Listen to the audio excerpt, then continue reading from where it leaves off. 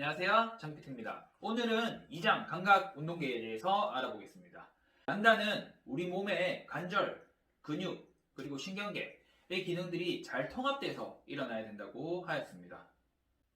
그리고 근육 불균형에 있어서 전제되는 것은 이제 감각계, 그리고 운동계, 얘네들의 통합이 전제되어야 된다고 했습니다. 감각 정보는 CNS와 PNS를 통한 운동 반응과 연결되어 있습니다. 또 환경에서 오는 구심성 정보가 뇌에서 처리됩니다. 예를 들어서 내가 저걸 잡아야지 한 데에 대한 시각, 거리, 그리고 적절한 힘, 관절 위치, 그리고 각도 이런 것들이 다 고려될 거고, 또 이걸 잡았을 때에 대한 감각들이 또 다시 한 번 더 감각 정보들이 뇌에 처리될 것입니다. 이러한 것들을 나타내는 것들이 얀다에서 센서리 모터 시스템이라는 이론을 가지고 설명해 있습니다.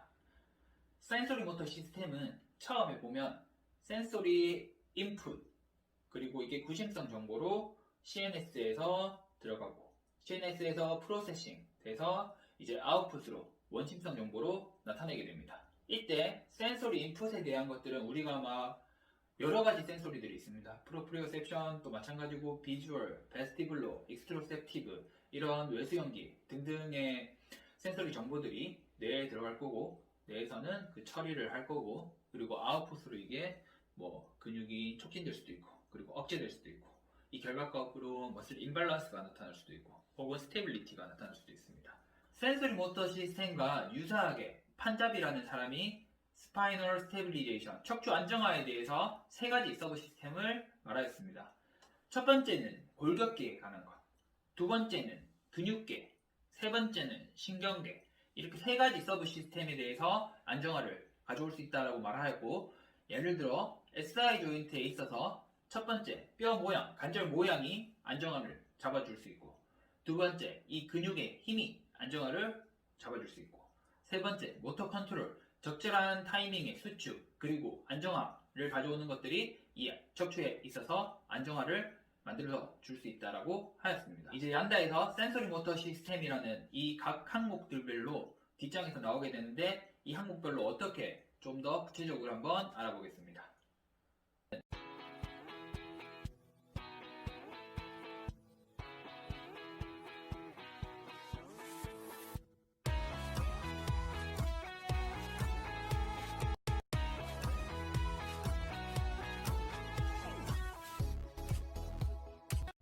센서리 모터 시스템 첫 번째입니다. 센서리 인포메이션, 센서리 인풋, 이 센서리 정보들을 말합니다. 센서리 정보는 우리가 컴퓨터로 설명 가능한데, 이제 컴퓨터를 예로 들면 우리가 키보드, 마우스 이런 것들은 센서리 인풋에 해당됩니다. 그리고 이 센서리 인풋을 우리가 하면 컴퓨터에서는 이제 윈도우가 깔려 있고, 프로그램이 깔려 있고, 앱이 깔려 있습니다. 이 앱은 센서리를 프로세싱하는 이제 CNS에 해당됩니다. CNS에서 이 정보들을 처리해서 이 화면에 이제 띄우는 거죠. 화면에 띄어지는 거는 이제 센소리 아웃풋에 해당됩니다. 우리한테 보여지는 거. 이제 우리가 센소리 인풋이 들어오면 뇌에서 처리하고 움직임이 일어나는 것들은 이제 센소리 아웃풋에 해당되는 겁니다. 먼저 센소리 인풋이 좋아야 이제 처리도 좋게 처리될 거고, 아웃풋이 좋아집니다. 이 센소리 우리가 예를 들어 발을 뒤지는데 잘못 이상하게 뒤져. 그럼 이것도 이제 센소리 프로세싱에서는 뭔가 이상한데, 이런 결과로 아웃풋 자체도 이상하게 내놓을 수 있습니다. 그렇기 때문에 이 센소리 인풋에 대한 것들은 매우 중요합니다. 좋은 감각이 CNS에서 좋은 프로세싱을 만들고 또 아웃풋을 만들기 때문에 우리는 이 센소리 인풋이 중요합니다. 그렇기 위해서는 각자 수용기가 각자의 역할을 잘 할 수 있어야 됩니다. 수용기에는 이러한 종류가 있습니다.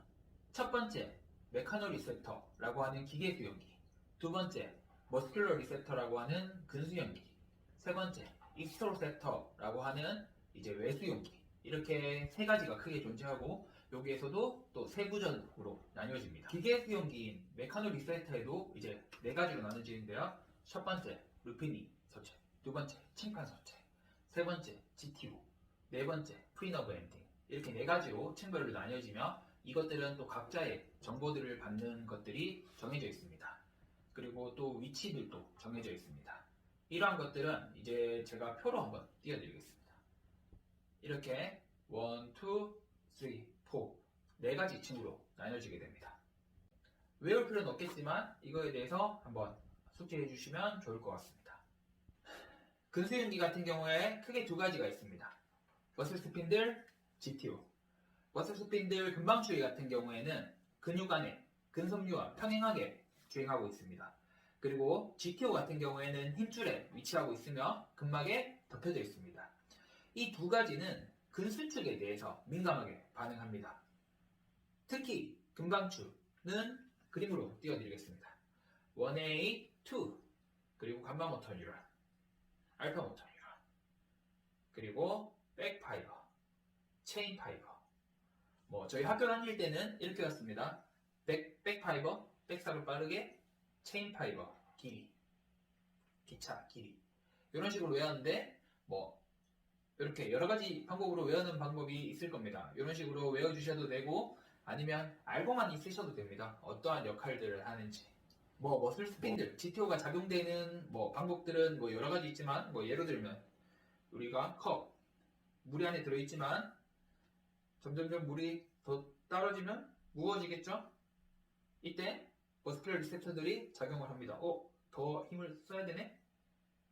뭔가 늘어나는 것 같은데 반응해야지. 이렇게 이러한 방법으로 이제 머스큘러 리셉터들이 작용해서 이제 뇌 센소리들이 전달됩니다. 트레이닝에도 응용하셔도 되겠죠? 외부 수용기 같은 경우에는 피부에 위치한 수용기입니다. 피부가 늘어남에 따라서 고유 수용성 정보를 이제 뇌에 입력합니다. 또 이 외수용기 같은 경우에는 시각적인 거, 그리고 귀, 베스티블로 이런 것들에 대한 정보도 입력합니다.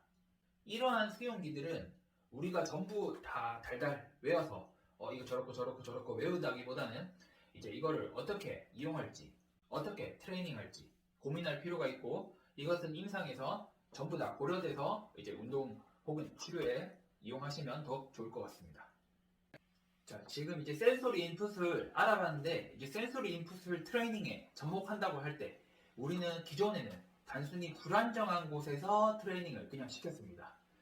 이 불안정한 곳에서 그냥 트레이닝을 시킨다고 센소리 인풋이 좋아진다? 잘 된다?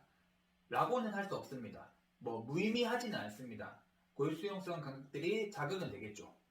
하지만 오늘 배운 이 센소리 인풋들은 다양한 기능들을 하고 있고, 이것들은 또 다양하게 트레이닝 될 수 있으면 좋습니다. 이러한 것들은 조금 더 디테일해야 합니다. 움직임에 있어서 다양하게 트레이닝하고, 그리고 이것 고유수용성 감각들은 움직임의 감각, 속도, 힘, 관절 위치, 방향 이런 것들에 대해서 다 고려해서 진행되어야 됩니다. 그리고 시각과 전정기관도 꼭 기억을 해주세요. 전정기관과 몸통과 이어진 트랙, 패스웨이, 눈과 목과 이어진 이런 패스웨이, 이런 것들도 고려하고 기억하셔서 트레이닝에 접목해서 진행한다면 조금 더 풍성한 트레이닝이 될 거고, 이것들 또 넓게 볼 수 있는 그런 기회가 될 것입니다. 센소리 리셉터, 쉐링턴은 프로프리오셉션은 위치와 자세, 움직임 감각으로 정의하였습니다. 코에는 이 수용기들은 관절 주변 근육들의 활동을 조절한다라고 기술하였고요. 그리그는 근육과 관절로부터 오는 위치 감각에 대한 정보와 피부에 있는 외부 수용기로부터 오는 움직임에 대한 정보를 포함한다라고 정의하였습니다. 이처럼 관절 수용기는 자세적 반사와 관절 안정화, 운동 조절에 중요한 공헌을 한다라고 여러 학자들이 이제 말하였습니다.